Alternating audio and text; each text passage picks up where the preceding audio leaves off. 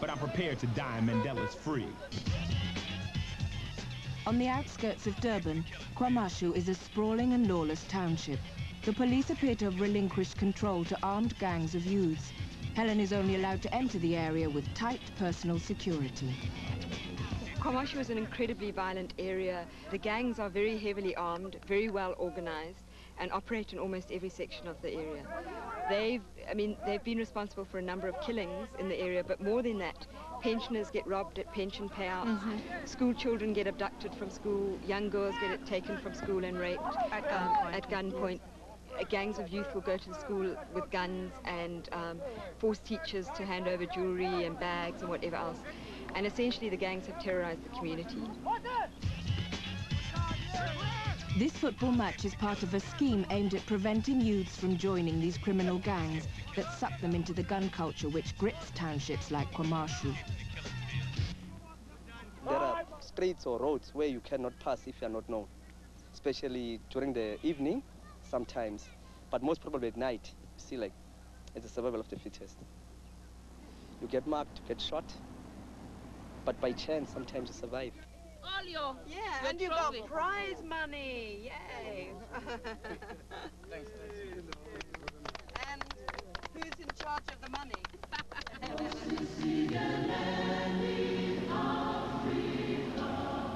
But those trying to bring peace to this troubled township pay a heavy price. Local councillor Mina Lesoma's father was assassinated by a gang at her house. She's been forced to flee the area. People, they don't trust the police. You report the case, after 2 days or so, the criminal comes back to you and say, you spied me, and you're in for a high jump. Yes, yes. Today, Mina is taking Helen back to her former home. Where were you in this is the living room. Yes. So the way I was sitting, I could see whatever was happening, and my father was coming this way. On the street? On the street, innocently, and then he opened the gate. We normally lock the gate as it is locked now, but unfortunately, he just closed the padlock. He didn't lock it. Within 10 minutes' time, I saw this guy approaching this way, coming this way. Out of the window? Out of the window. And he opened the gate, and then I just had 3 gunshots. At the door? At the door. Yes. So when I stood up and checked, I just saw the barrel of the gun and 3 shots, and it was end of the story. And then I came just to see what is happening. And then he just left the gate and very nicely, slow walk, and off he left. And I have to move away because normally these gangs or gangsters, when they've attacked your house, you have to move because they will come during the night and burn your house. But they'll come and burn your house after attacking and take all your stuff and everything. So it's a way of saying, get out of here, we don't want you around. Exactly. Helen is taken to KwaMashu's high school. Yesterday, a young student was shot dead. It's a common occurrence. The staff and pupils are terrified. We're here in the principal's office of the school, and it's like coming into the strong room of a bank. It's very, very defended. There were metal bars before we came in through this door, and then there's a steel door covering the metal bars. All the windows are covered with metal bars, and it's an extremely defended little room here. You look, see, the students are moving up and down. No learning have taken place because that incident of shooting, teachers are afraid, students are afraid. We don't have police who are going to say, resume your learning, we are here. When I was teaching one of the grade 12 class, I was pointed with a gun, and they demanded my jewelry, they took my cell phone, and I went to the police. The police told us that there are no manpower, they can't station the police around, the government is not having money, and it was like, you go there and you die.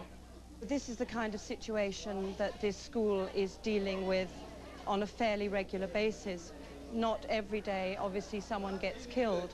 As I'm walking along here, I'm following the trail of the blood of the boy. The teachers here have regularly been held up by people with guns. People with guns challenge them if they feel that they haven't passed their exams.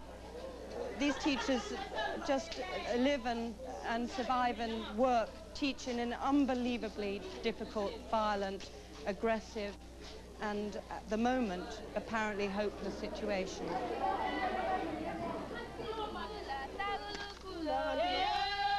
Almost everyone living in this township has been touched by political violence. The people of Bambayi have come under persistent gun attacks from rival factions of the ANC, who live on opposite sides of a single-track road. Families may have to flee their homes at any time.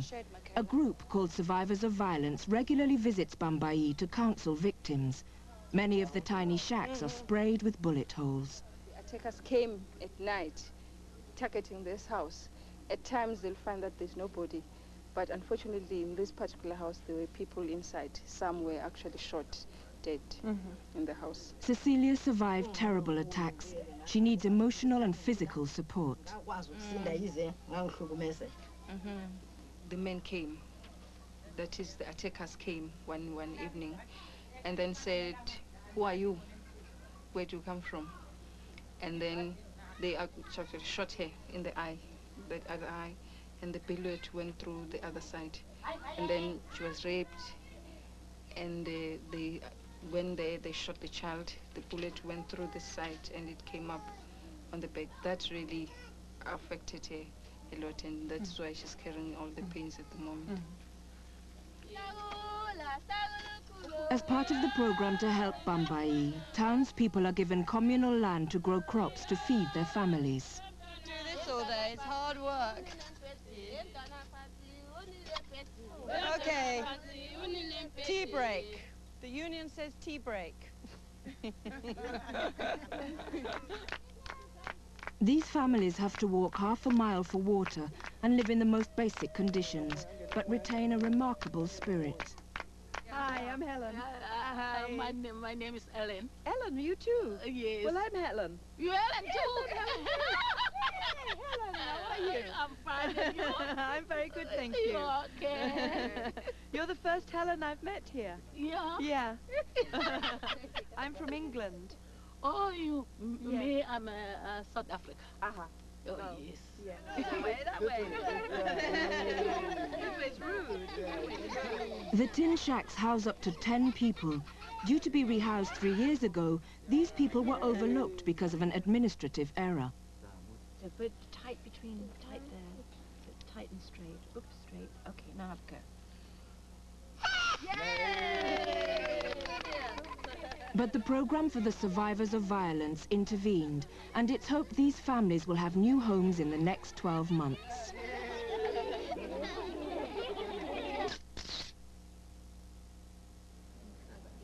Tonight, Helen is spending an evening at home with a couple.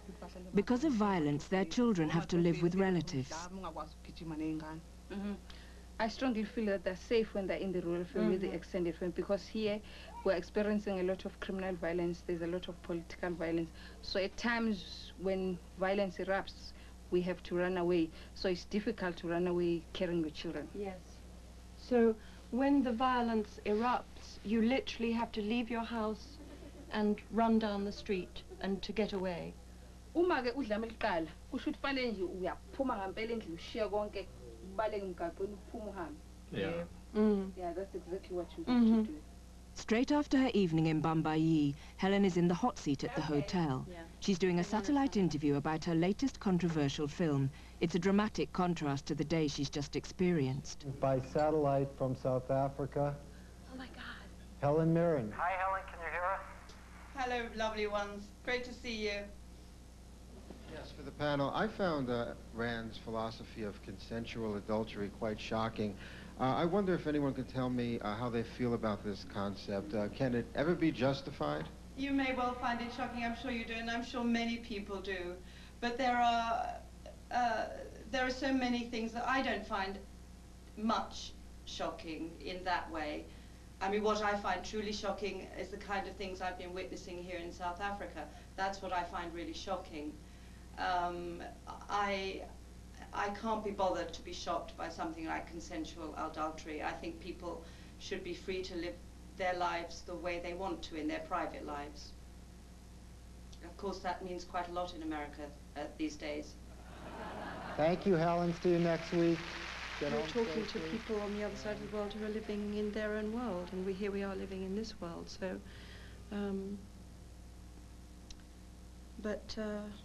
you know, that's my profession. It's what I do for a living. So. Anyway, I'm going to bed now. Oh, marvelously, darling. Thank you so much. Brilliant.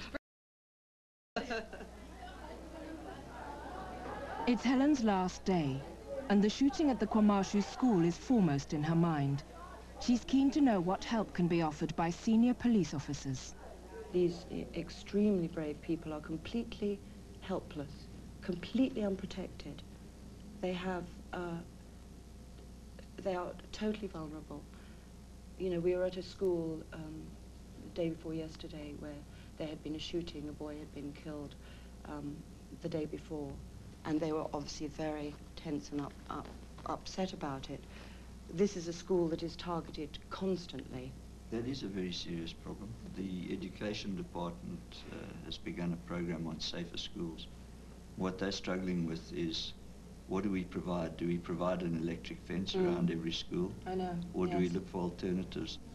The media turns up in strength for a press conference with Helen shortly before her flight home. Don't get up. Hi. She recounts one story, a snapshot of the spirit and the suffering she's witnessed. This little girl started her story. She was the brightest girl in the school, incidentally. She was sort of a straight-A student. And in terms of the overall violence, it was a story that might be told every weekend in a township. And it was a simple little story of the girl losing her mother. And because of losing her mother, her whole life had been destroyed.